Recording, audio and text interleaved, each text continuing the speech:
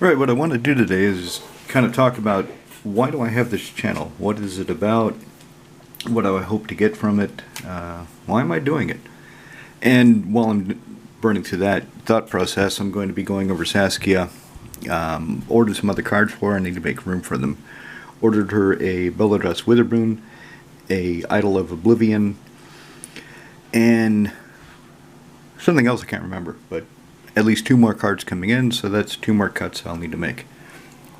So why did I start this channel? I started this channel about a year ago when I was between jobs, and I thought maybe I can elevate it into a profitable endeavor, maybe I can make money with it, and that has not been the case. So for all of you that wonder about it or don't know, in YouTube you don't start making any money until you hit 500 subscribers, and I'm about 120 short, and several thousand hours of video views. I have that. I have the view time, but I do not have the number of subscribers. Excuse me.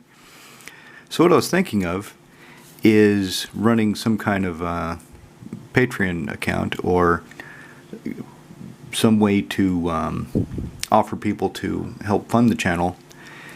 The question is, am I providing enough of a service? Am I entertaining enough for people to actually want to spend money on me? I noticed all the bigger lads that I watch, Alpha Investments, Rudy, Moxman, I can't remember his name offhand. Who else do I watch a lot? Commander Quarters. They all have Patreon accounts, but they all provide some extra service. Of course, Rudy, he sells sealed product to his patrons. He runs sales for them. I will not be able to do that. I do not have the resources or the time for that. Moxman, every so often, he'll run some kind of party. Last one he auctioned off a whole grip of things. The most notable thing for me, the one that I was most interested in acquiring, if I had the money for it, was one of his Sets of the Dark. Yes, he built Sets of the Dark and offered them to his viewers. What I was thinking is, what if I open a Patreon account, let you lads donate whatever you choose to donate. Of course, all that money is going to be dumped back into cards. That will go into cards, so you will see where your money is going on the channel as I acquire new cards. But what if I were to auction off, every so often, excuse me, single cards or complete decks? Say, what if I auctioned off my modern Bant Four Swords deck?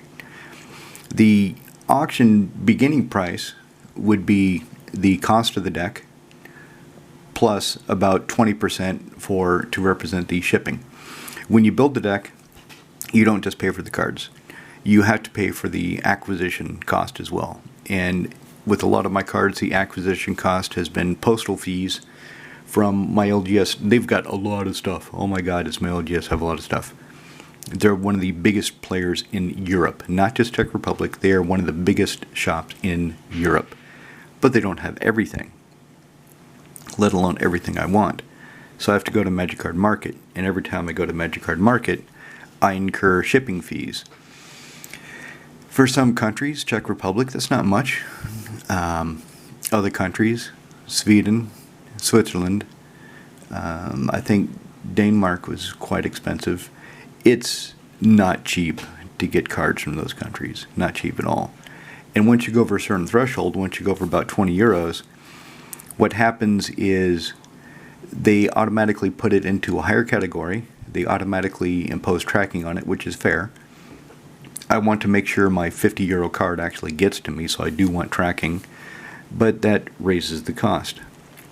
Czech Republic, when I sell cards, for me to send it tracked, it's about 5 euros for a couple of cards. Denmark, it's about 15 euros tracked for a couple of cards. That's a big difference. And it all adds up. You build a 60 card deck, and let's say 20 of those cards you have to order by post. An extra 3 euros a piece for, say, 5 different orders. That's 15 euros just for basic cards, just to get them to you. So, for example, Bant Four Swords, It would be the cost plus a bit for... Now, would that interest anybody?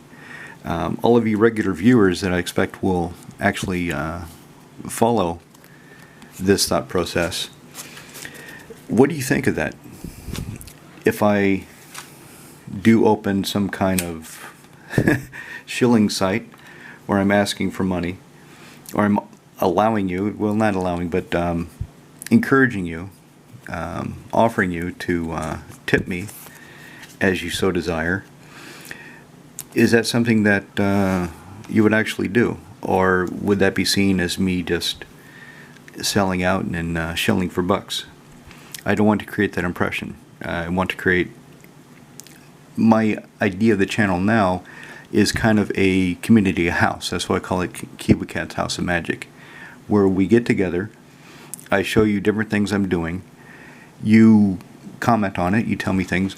For example, the last Saskia video I have, there's 4 comments I've not read yet, and 2 of them have some ideas. 2 of them, one of them has, I think, about 5 or 6 suggestions. Now, the suggester, let me find his name so I can actually pin it to him. Let's see. Wade Demos, for example. Wade Demos, you recommended Zeator from New Capenna. I haven't looked that up yet. I don't know what it is. Like I've said many times on this channel, what happens is I tell you lads about the old cards because I've been playing for over 30 years now. You lads tell me about the new cards that I just don't have time to find out about. New Capenna, I know almost nothing about. I just know I don't like the overall feel of it.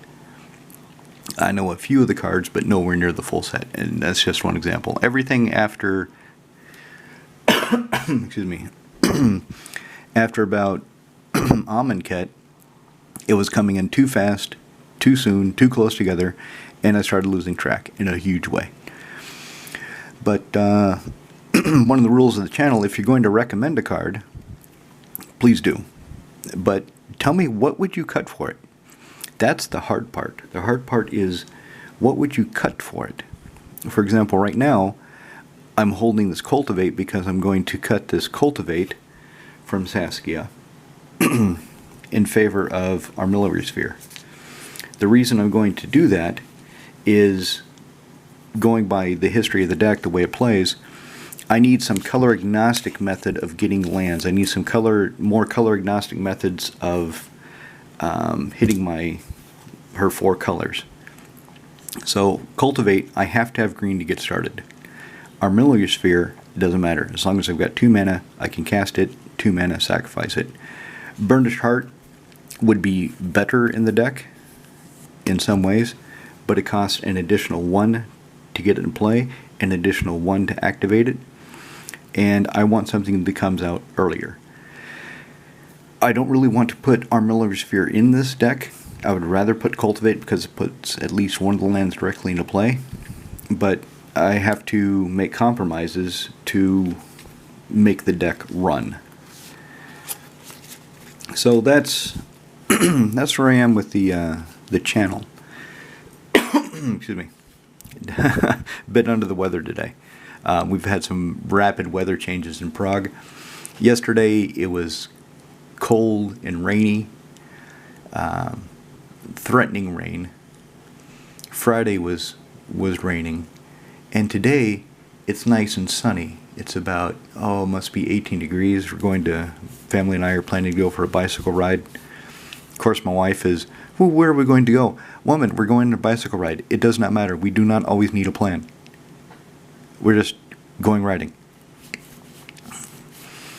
And so she kind of agrees with that. But she likes planning. She does not like just wild adventure. I do.